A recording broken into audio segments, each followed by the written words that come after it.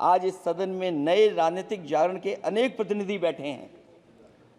अब जब बात होगी तो सच्ची बात होगी और जनता को पूरी सच्चाई के साथ हम लोग अपनी जिम्मेदारी के साथ बात रखेंगे।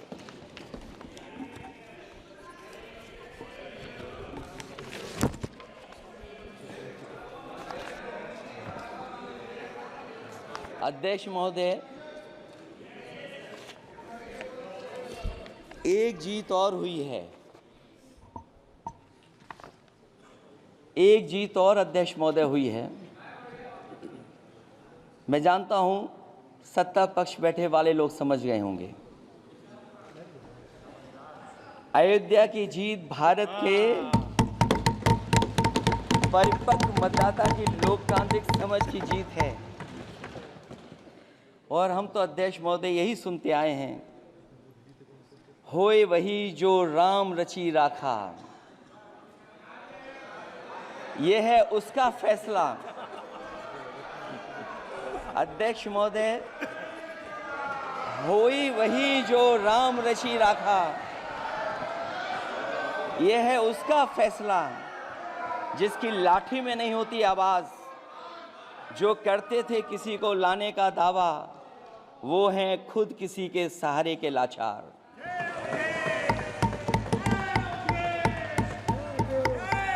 अध्यक्ष महोदय, मैं फिर कह देना चाहता हूं, होए वही जो राम रची राखा। यह है उसका फैसला जिसकी लाठी में नहीं होती आवाज। जो करते थे किसी को लाने का दावा, वो हैं खुद किसी के सहारे के लाचार। हम अयोध्या से लाए हैं उनके प्रेम का पैगाम। हम अयोध्या से लाए हैं उनके प्रेम का पैगाम, जो सच्चे मन से करते हैं सबका कल्याण। सदियों में जन जन गाता है जिनके गान, अभय दान देती जिनकी मंद मंद मुस्कान। मानवता के लिए उठता जिनका तीर कमान। अध्यक्ष महोदय, जो असत्य पर सत्य की जीत का है नाम, उफनती नदी पर जो बांधे मर्यादा के बांध, वो है अवध के राजा पुरुषोत्तम प्रभु राम। हम अयोध्या से लाए हैं उनके प्रेम का पैगाम।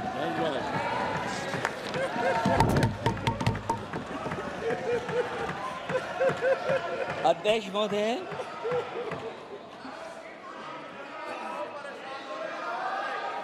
अध्यक्ष महोदय,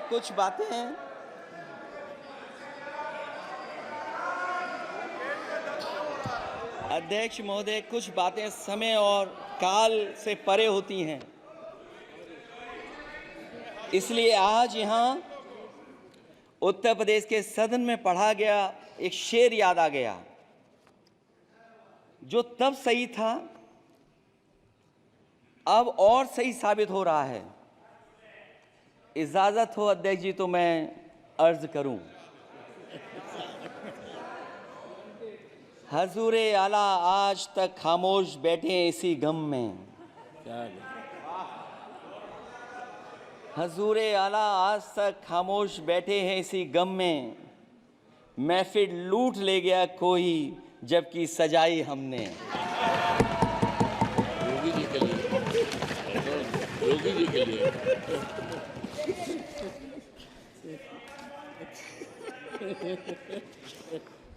अध्यक्ष महोदय,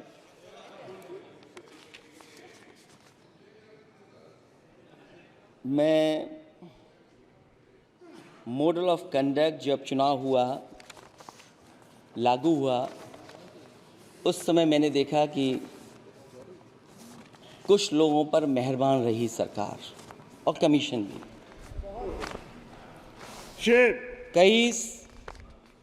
मैं बहुत डिटेल में नहीं जाना चाहता हूं अध्यक्ष महोदय, लेकिन कहीं ना कहीं प्रश्न उस संस्था पे भी लगा है। और अगर उस संस्था पर प्रश्न लगा है तो लगाने वाली सरकार की वजह से लगा है। इसलिए अगर निष्पक्ष होगी वो संस्था तो न केवल हमारा लोकतंत्र स्वस्थ होगा, बल्कि हमारे लोकतंत्र और मजबूत दुनिया में दिखाई देगा। अध्यक्ष महोदय, ईवीएम पे मुझे कल भी भरोसा नहीं था, आज भी नहीं भरोसा, मैं 80 के 80 सीट जीत जाऊं तब भी नहीं भरोसा। और मैंने अपने चुनाव में कहा था अध्यक्ष महोदय, ईवीएम से जीत करके ईवीएम हटाने का काम करेंगे। न ईवीएम का मुद्दा मरा है, न जाएगा खत्म। जब तक ईवीएम नहीं हटेगी हम समाजवादी लोग उस बात पर अड़ग रहेंगे। उत्तर प्रदेश अध्यक्ष महोदय वो प्रदेश है जिसने सरकार बीजेपी की बनवाई, एक बार नहीं 2 बार बनवाई। और उसी उत्तर प्रदेश के साथ कितना बड़ा भेदभाव,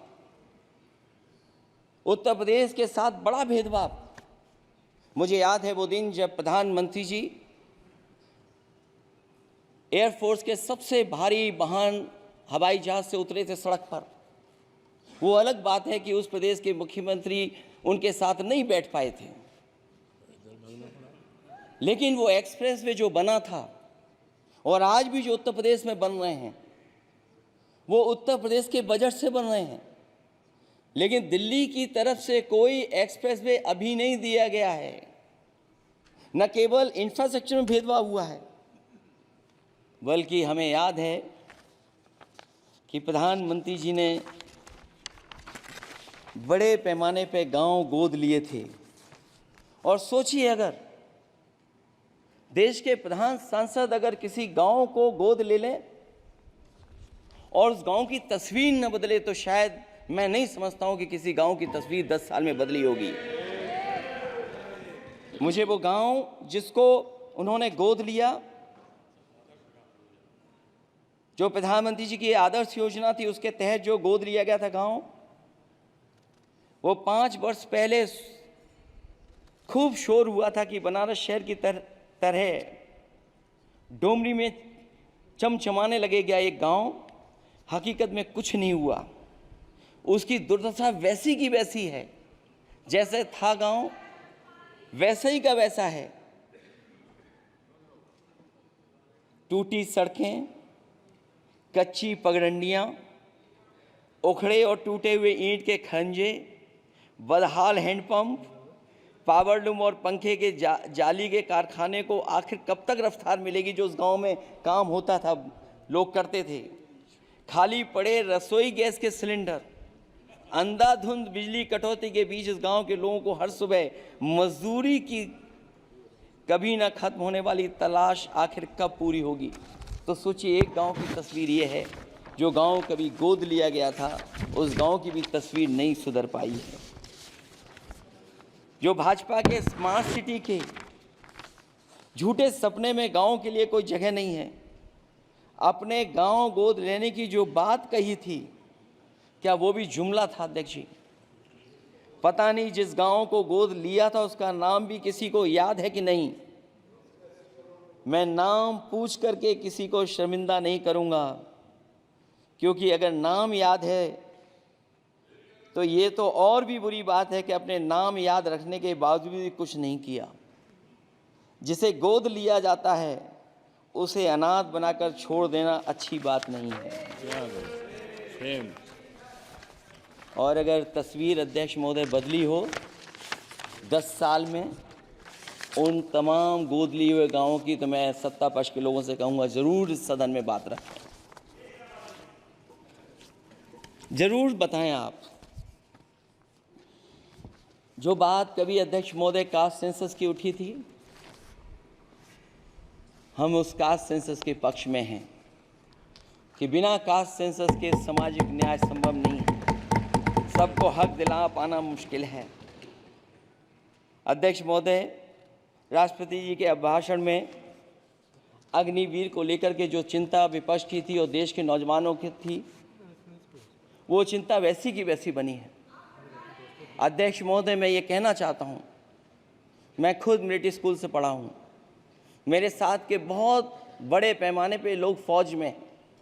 मैंने समय समय पे जो मेरे साथ पढ़े जो सीनियर थे उनसे भी जानकारी हासिल की है। बड़े बड़े ऑफिसर से मैंने पूछा है, वो शायद आपको न बता पाएँ, लेकिन दबी जुबान में उन्होंने कहा है कि देश की सुरक्षा के साथ अग्निवीर जैसी व्यवस्था लागू करने से समझौता हो रहा है।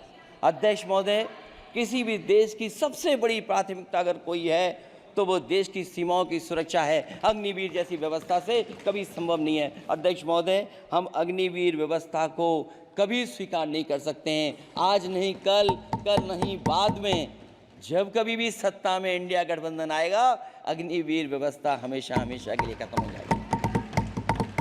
अध्यक्ष महोदय, जिन्होंने कहा कि हम आय किसानों की दोगुनी कर देंगे, आज किसान पूरा देश का देख रहा है कि उसकी आय कहाँ दोगुनी हो गई। और जिस तरह महंगाई बढ़ी है, सरकार बताए कि महंगाई इस बढ़ने पे उसकी आय कितनी होनी चाहिए। और जो इंफ्रास्ट्रक्चर की बड़ी बड़ी बातें की गई थी कि एमएसपी लागू करने के लिए एग्रीकल्चर सेक्टर का इंफ्रास्ट्रक्चर तैयार होगा, लेकिन जहाँ तक मैंने उत्तर प्रदेश में देखा है, अगर इस सरकार में एक भी नई मंडी बनी हो तो मुझे सरकार बता दे। अध्यक्ष महोदय, जो इंफ्रास्ट्रक्चर एग्रीकल्चर सेक्टर में बनाने की बड़ी बात कही थी, अगर सरकार की तरफ से एक भी मंडी 10 साल में बनी हो तो ज़रूर सरकार बताए। जो सरकार मंडी नहीं बना सकती है उस पर एमएसपी का भरोसा कैसे कर सकते हैं, जिन्होंने एमएसपी का भरोसा दिलाया था। हम अध्यक्ष महोदय आपके माध्यम से यही कहेंगे कि जो राष्ट्रपति के अभिभाषण में लीगल गारंटी एमएसपी को मिलनी चाहिए थी, वो क्रॉप्स को नहीं मिली है। न केवल फसलों को मिले बल्कि हॉर्टिकल्चर क्रॉप्स को भी एमएसपी देने का फैसला हो, जिससे कि हमारा किसान खुशहाल हो सके। साथ ही साथ ओपीएस की बात अभिभाषण में नहीं आई है। ओल्ड पेंशन स्कीम लागू हो, जिससे हमारे तमाम सरकारी कर्मचारियों का भविष्य बन सके। और देश की एक बड़ी आबादी, जहाँ से मैं चुन करके आता हूँ, उत्तर प्रदेश, जहाँ बुनकर, न केवल उत्तर प्रदेश बल्कि देश के कोने कोने में बुनकर समाज के लोग बड़े पैमाने पर रह रहे हैं, लेकिन बुनकरों को जो सुविधाएं मिलनी चाहिए वो भी इस सरकार में नहीं मिल पा रही हैं। जो प्रदेश सरकारों ने कभी बुनकरों के लिए योजनाएं चलाई थीं, वो भी अध्यक्ष महोदय बंद कर दी हैं। मैं अंत में इतना ही कहना चाहूँगा कि इस सरकार ने नौजवानों को नौकरी नहीं दी है, नौकरी और रोजगार उनसे छीने हैं।